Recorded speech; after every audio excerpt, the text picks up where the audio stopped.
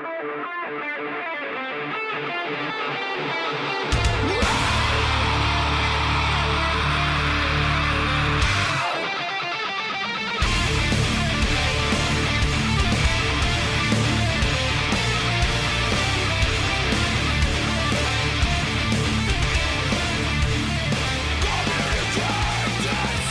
we go. Today is Sunday, December 3rd, 2017, and this is episode 206 of the Defensive Security Podcast. My name is Jerry Bell, and joining me tonight, as always, is Mr. Andrew Callett. Good evening, Mr. Bell. How are you, sir? I am I'm feeling a lot better. Not 100%, but much better. We've been missing the last 2 weeks due to travel and Thanksgiving, and both of us being stricken with some sort of cyber Ebola, apparently. Yeah, this has been... maybe it's just because I'm getting older, but I don't think I've ever been this sick.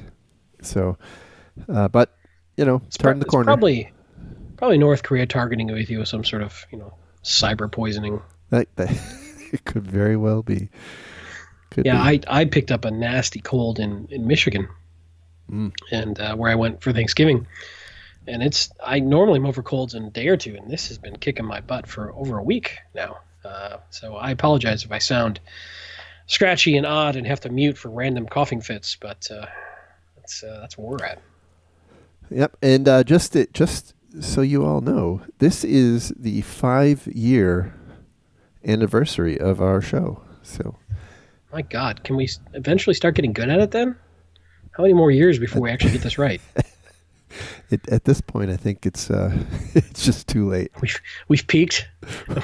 we've already hit already peak risen. Podcast. Yeah, we're the Peter principle for podcasting. We've already reached the pinnacle of our capability and reached past it into mediocrity. Yep. Okay. Yep. Excellent. Good to know. So, go ahead. Congrats on 5 years. That's actually kind of cool. Likewise. Thank you. Yeah. And thanks for everybody who has listened all along. I know there's quite a few people and others that have gone back and listened to all the old episodes, and that seems like kind of self punishment, or that I think about I forget what religion is, right? But the people that walk down the street, kind of whipping their back with the. It seems like that, right? But anyway, I digress. There's a hanging out with in-laws joke in there somewhere, but I'm just not gonna. I'm just not gonna do it. Perfectly timed for the holidays. So anyway, just a reminder that the thoughts and opinions we express on the show are ours and do not represent those of our employer. And so I guess the one bit of news is we'll be at the Tactical Edge Conference in March in Bogota, Colombia. Indeed. So, be there or be square. I mean, if you're in the neighborhood. Yeah. Just happen to be there.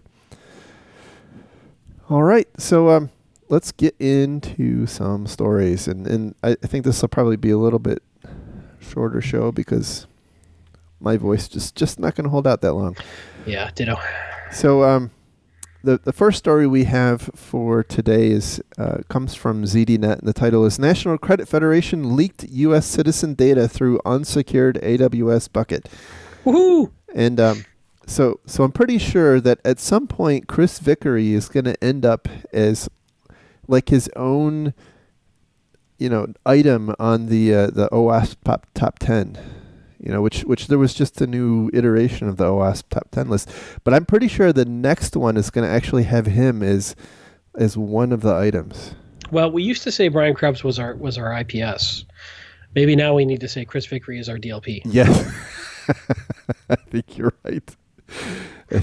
So yes, Chris has it down to a science, finding these open S3 buckets of data, which, by the way, I think there was some coincidental, or maybe not so coincidental, news that Amazon is actually now making it more obvious when you've got a S3 bucket. Now, allegedly, I've not seen this in action, but allegedly now if you have a misconfigured Amazon S3 bucket that doesn't require authentication, it's supposed to be pretty apparent in the portal now. So yeah, that's one of the notes I had, is that I think whether they like it or not, Amazon is probably going to have to do more of that.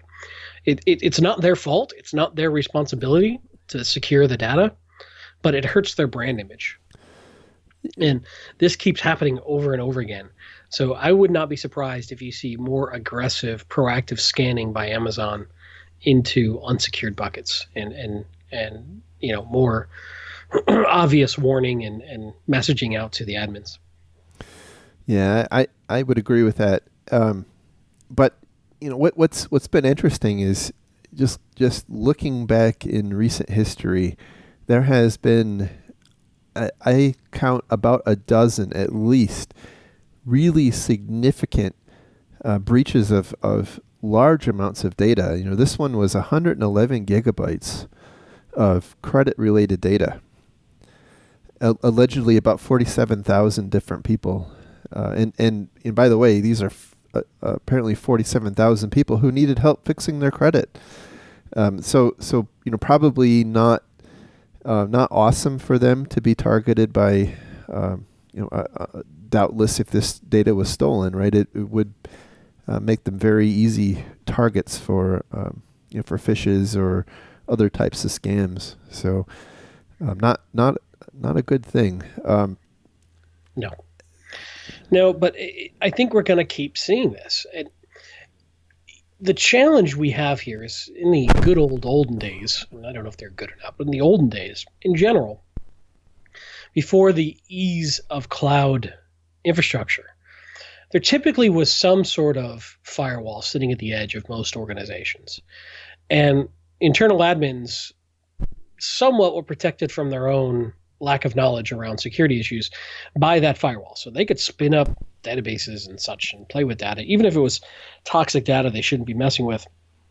In general, there was some layer of sanity checking before the general internet could reach that data by some centralized network or security function with that firewall or series of firewalls.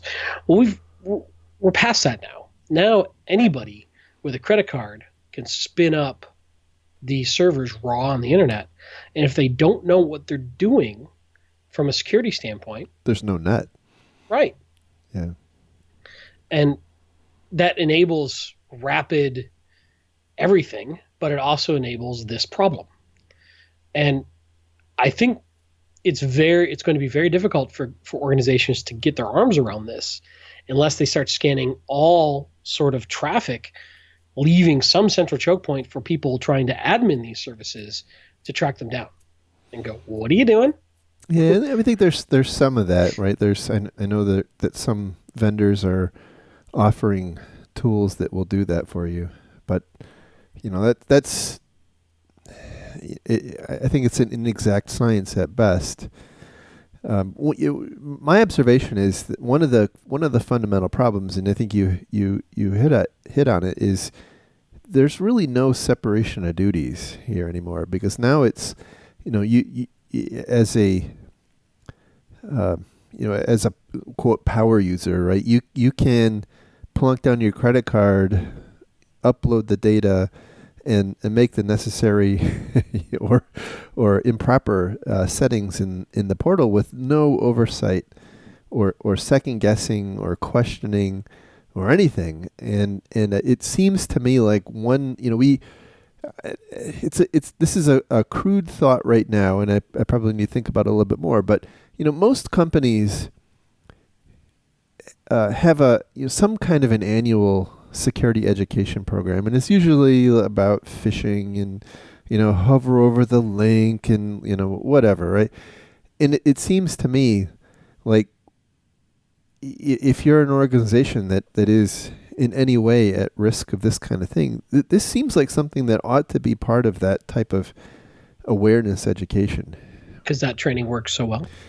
I know where you're going. I agree. Here's the problem. I think this is rapidly iterating so quickly. It's going to be really difficult to stay on top of this. I think we're just in a big paradigm shift of computing. Well, we absolutely are. But I guess the point is, there really is not a good technical. Unlike other things, there's really not a good technical control here. I mean, you're No. you're dependent on people knowing that they're about to make a bad mistake. We've really empowered the user to such a tremendous degree that they can now do great damage as Right. well as achieve great productivity. Sure. Unless you somehow go back to the actual root data itself and somehow do really good rights management or DLP or something around the actual origin of that data and incredibly tightly control it, I think we're going to just keep seeing this problem. And I don't have a good solution yet. It is a growing challenge.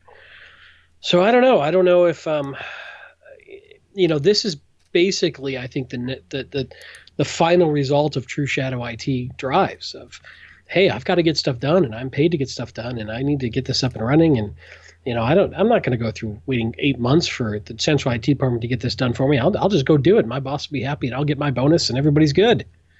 And it's not born out of maliciousness. It's born out of a drive for productivity and a lack of knowledge of the security implications of these actions.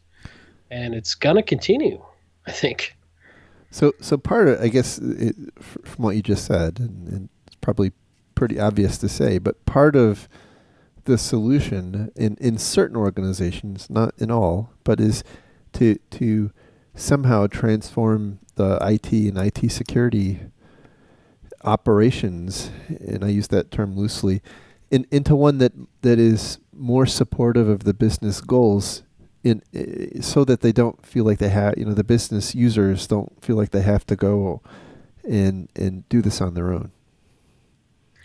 Yeah, yes. And in general, this entire show is about saying obvious things, so that's okay.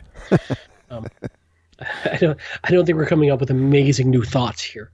I agree. I don't know how to get there yet, especially with heavily regulatory environments. So, yep, fair enough. It's a cultural issue at the top level of an organization, and I don't have an easy answer on this one yet.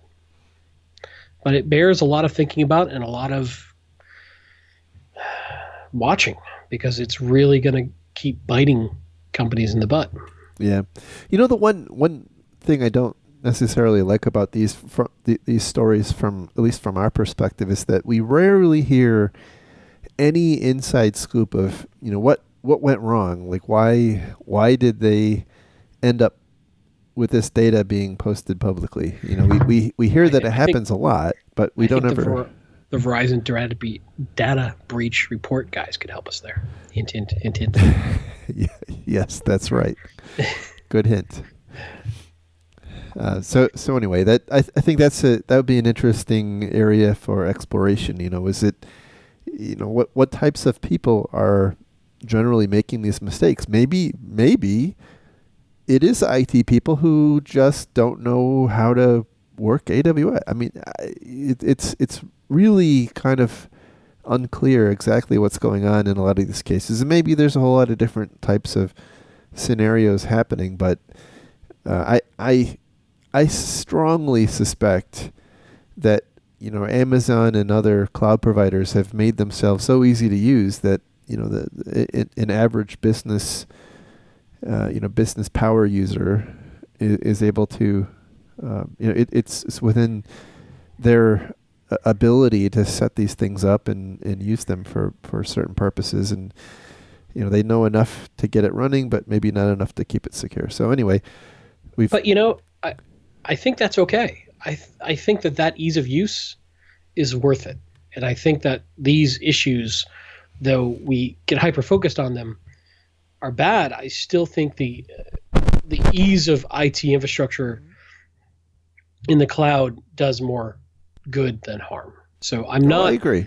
I would not say the solve for this is making it more difficult or adding more barriers. I think the solve is something else. I definitely agree with that. All right, so move on to our next and final story, which is a doozy, by the way. This one comes from the Mercury News, and it is the one of the better stories I've seen about the details around the Uber hack. And so for instance, it actually describes how the hack apparently happened. But anyway. There were a couple of other pieces of information that I picked up from this particular story, and I would say the headline is, this is probably, I can't think of any other worse examples. This is probably the worst handled breach I can think of. That's become public enough for us to know about. Correct. So I mean, there certainly could be worse, but it's the worst that I'm aware of. So the for those who are not in the know, right? This breach of I think 57 million accounts, which I think it was 50 million riders, 7 million drivers, and that information was things like email address, name, phone number, so kind of basic contact information. And then there were 600,000 driver's license numbers, which is a little more significant. So that data was apparently breached in October 2016, and the company came to know about this when some quote attackers had contacted them and apparently demanded $100,000. Now this is where it starts to get a little unclear, because there's been some hyperbole and discussion about exactly what went down, and I don't think we really know for sure yet. But you mean, for instance, some people say this might have been a bug bounty situation. Yeah, or an unsolicited bug bounty situation. Correct. Right. Correct. So in any event, which, for the record, is not without precedent. I remember many vendors pulling this kind of shenanigans of finding weaknesses, exploiting the weaknesses, then calling up the company saying, "Hey, look at what we just did for $50,000. You can buy our tool to solve it." Sure. So apparently, what happened was Uber was storing some source code in GitHub. Stop me if you've heard this before, right? And they had hard-coded into their code some AWS API keys, and those API keys, were apparently taken by two attackers. Now I don't know; it's not really clear if the two attackers were working together or not.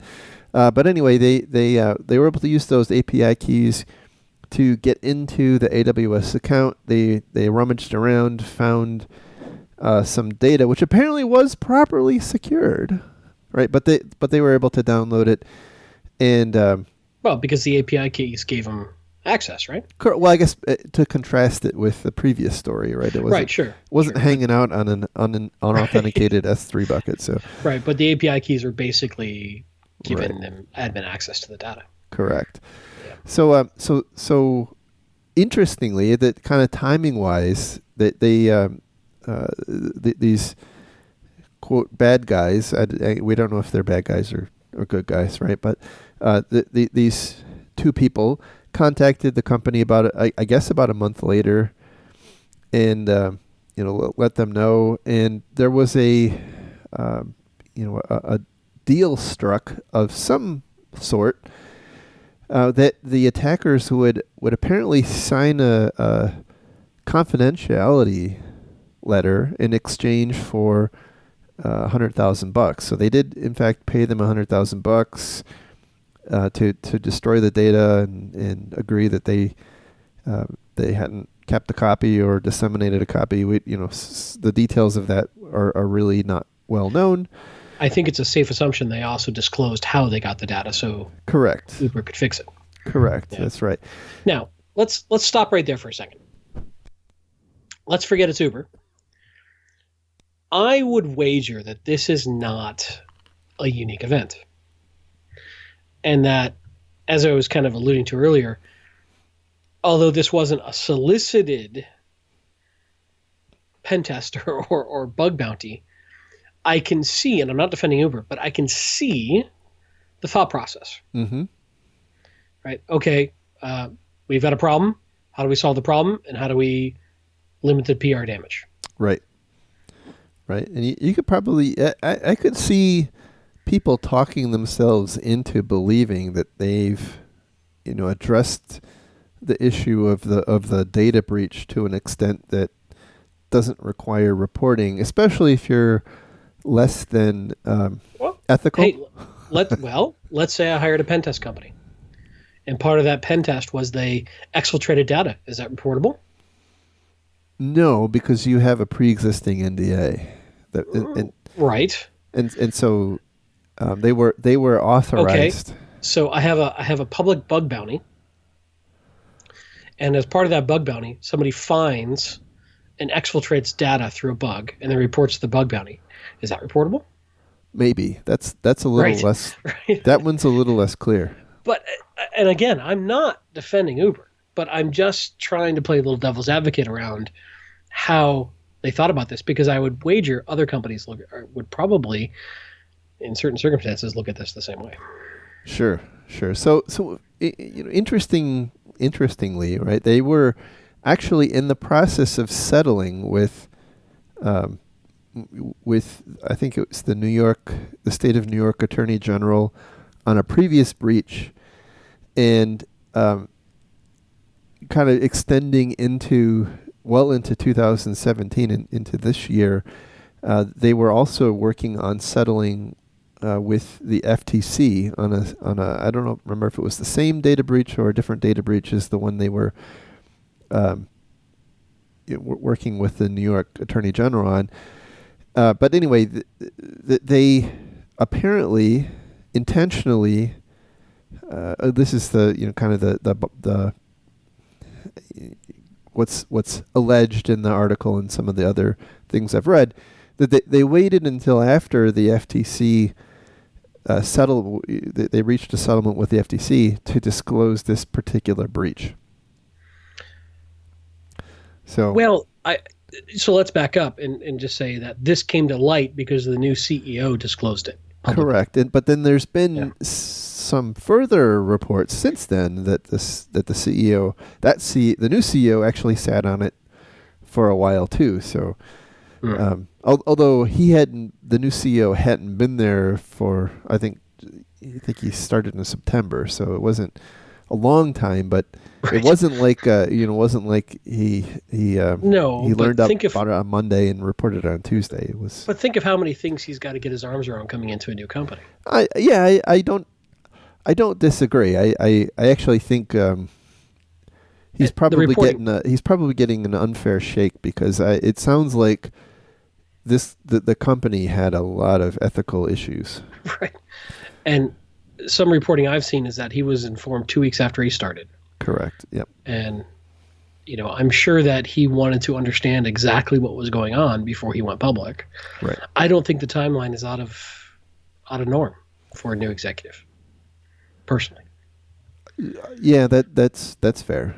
That's fair. But anyway, I think that it's troubling to many that the that they settled with two different regulators about data privacy issues, while knowing that that this was hanging over their head.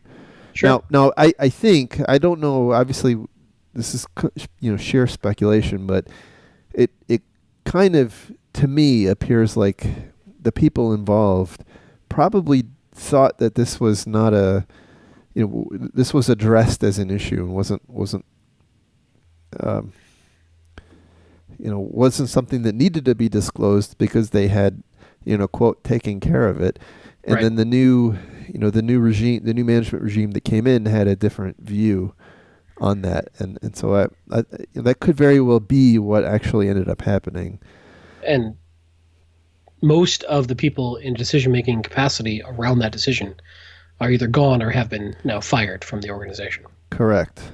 And so it was interesting that the head of security, I think his name was Sullivan. I don't know what his first name was a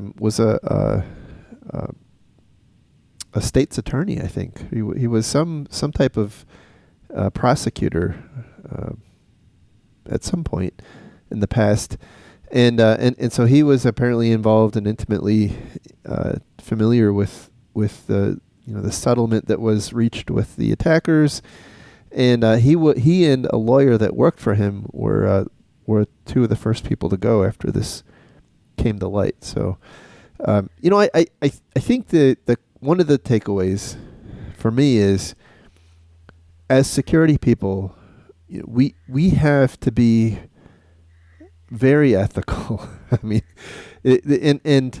I think in certain area or in certain circumstances like this, it's a little gray, right? And so I don't know what to do about that. Well, we do need to be ethical, but we also have bosses. And if a boss chooses to go down a path that you disagree with, you have a couple of choices, but just quitting out of protest is not viable for everybody in every role, depending on their circumstances in life. Well, that's certainly true, but right. There is a point beyond which it's you're starting to stray into, not only is it not ethical, but potentially you're creating legal exposure for yourself. I agree completely, and I think we need to watch out for ourselves as InfoSec people in that area. Absolutely. And I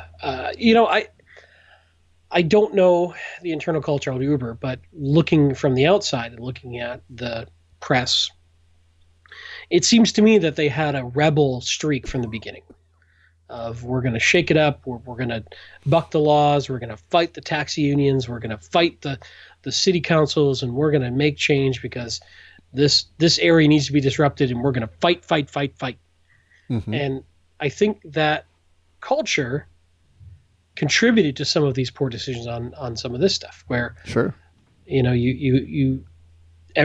seem to have this mindset like everybody was out to get them, and we're going to have to stick up for ourselves, and we got to watch our own backs. And I think there's some of that, along with how they spun it internally, most likely from the reporting we're seeing, as, hey, thanks for telling us, here's some money, shut up, we'll fix it, let's move on. Yeah.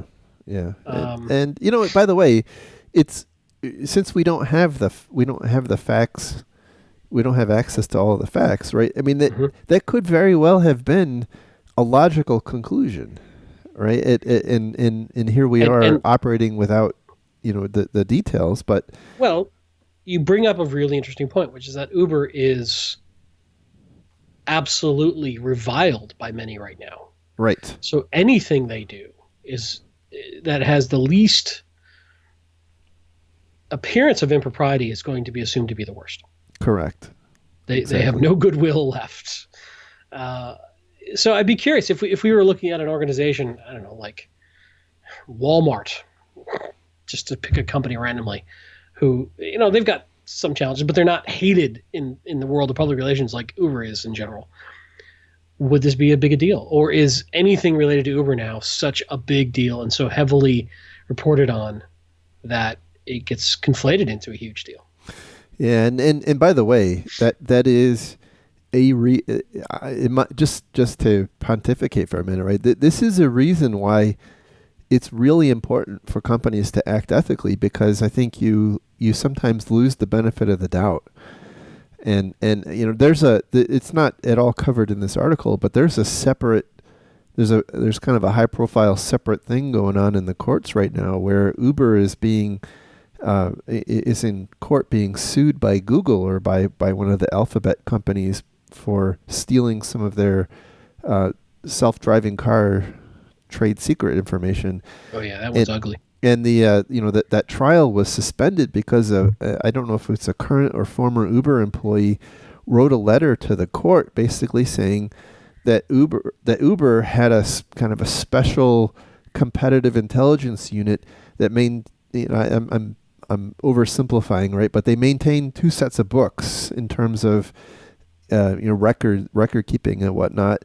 One that was more accessible and I would again oversimplifying, like a SharePoint server, and then they had another one which was secret, stored in encrypted form, and they apparently buried it under what they thought were layers of secrecy with attorney-client privilege. And boy, the judge kind of excoriated the Uber and put the trial on hold to let the prosecution, the plaintiff, do some further discovery. So.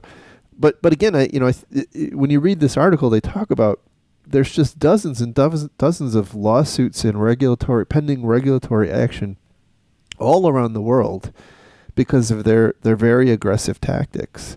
And I know from previous research on that space and Uber in particular, that they kind of saw themselves as the champion of a new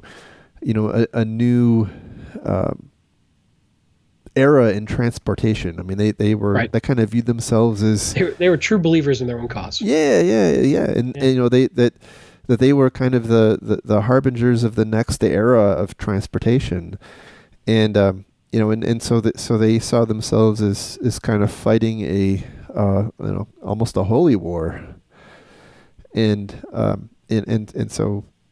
They were breaking lots of glass, but I think exactly, and I think that is how bad decisions become normalized. I don't disagree. So that kind of goes back to the point that your culture, and I think this was your point, right? The culture that the leadership sets kind of sets the tone and permeates that throughout the organization, and it may not be the intended.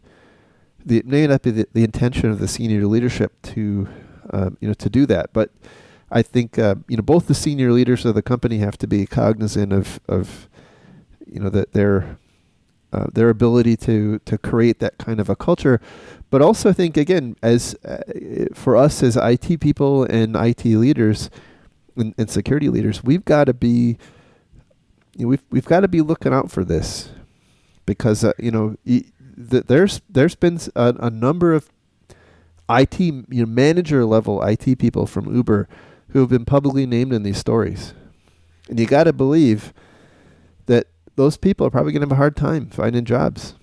Yeah, and taking this one step further, what if you find yourself in that situation?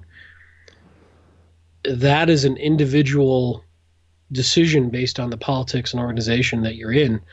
Sometimes the only answer is find another job. Right. And you go back to acting ethically. Nobody thinks they're the bad guy, right?